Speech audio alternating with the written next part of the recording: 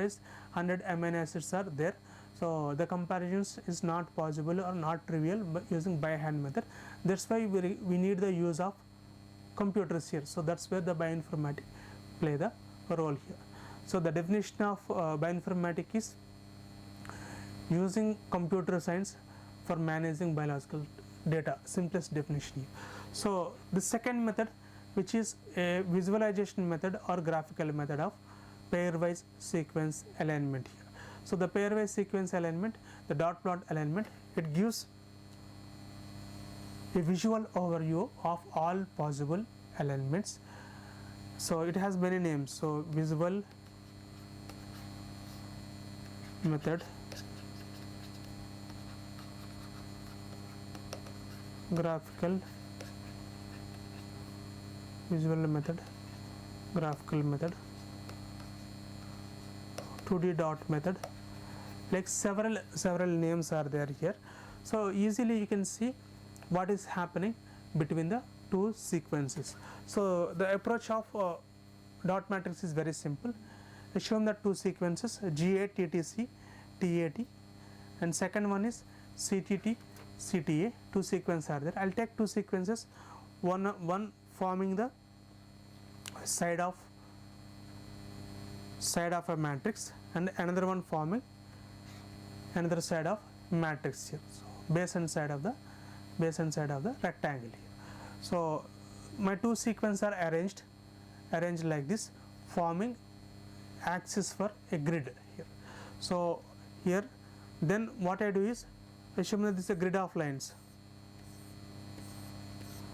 So you need to see in this way. So here it's a grid here, or cells, many cells are there here, and then after arranging the sequences, simply what I do is I look at the characters which are matching, and then I'll keep a dot here. The first step is, so look at the characters which are matching here. So the G here, I have G at first row and G at first column, and I have no G in other position, so I'll keep a T here. And coming to the second one, I have T at second row here and T at third column, fourth column, sixth column, eighth column, and etc. here. So keep the dots wherever matches are there. That is the first step. And the second step is, now you try to connect the dots in diagonal manner when the dots are in close vicinity, or they are present in a succession here. So here you can see, so this dot correspond to TT and the next dot correspond to TC. So both are located in the side by side position here. So on the sequence here, so two dots which are diagonally oriented and which are close together, they are connected with a line. So minimum of three close dots in diagonal direction, they are connected and they form the lines here. And now after getting all the lines, you consider the longest lines here. The longest lines will tell you, the longest line tells you about the alignment, the proper alignment here. So it's a very simplest alignment, simplest visualization alignment here. So here the dot matrix, when you do for the long sequences, you use some approach called as sliding window approach. So generally when highly similar sequences, what happened is there is a continuous matches are there here. So in that case, what you do is, instead of taking one dot for one match, so suppose 10 continuous matches are there, the 10 continuous matches, you keep a dot for DNA. So cutoff value we can use is 10, 11, 15, 11, 10 continuous matches, 11 continuous matches, or 15 continuous matches, you keep a dot here. For protein sequence, you take 3 contiguous matches here. So this is now this is a dot plot without considering the sliding window, and this is a clean plot by considering the 15 continuous matches here, or you can say window size of 15 here, window size of 15, and you can use these kinds of cutoffs to show graph very very clean manner here. So, and the dot matrix, when you plot the visualizations, dot matrix can show many significant results here. So by dot plots here you can say whether two sequences are similar or identical or not here. So in this one, this plot indicate two similar sequences but they are not identical. If they are identical, you see a straight line, and you can see whether insertion or deletion in the sequence here. So here one line, then some gap is there, then another line. That means in one sequence some kind of deletion might have happened in evolutionary context, that is called as indel or insertion or deletion here. And sometimes in two different sequences, in two sequences, one sequence may have tandem duplication and another sequence may not have tandem duplication here. So this is a tandem duplication, and when you do self comparisons within a sequence, you can see tandem duplications are present or not. A self dot plot with tandem duplication here, and you can see inversions of the sequence. So in two sequences, in one of the sequence some part is inverted because of some kind of chromosomal aberrations, so some recombination events. So inversion can be seen something like this. And joining sequences, so during sequence assembly actually we try to connect two sequences, so something like this, something have matching like this.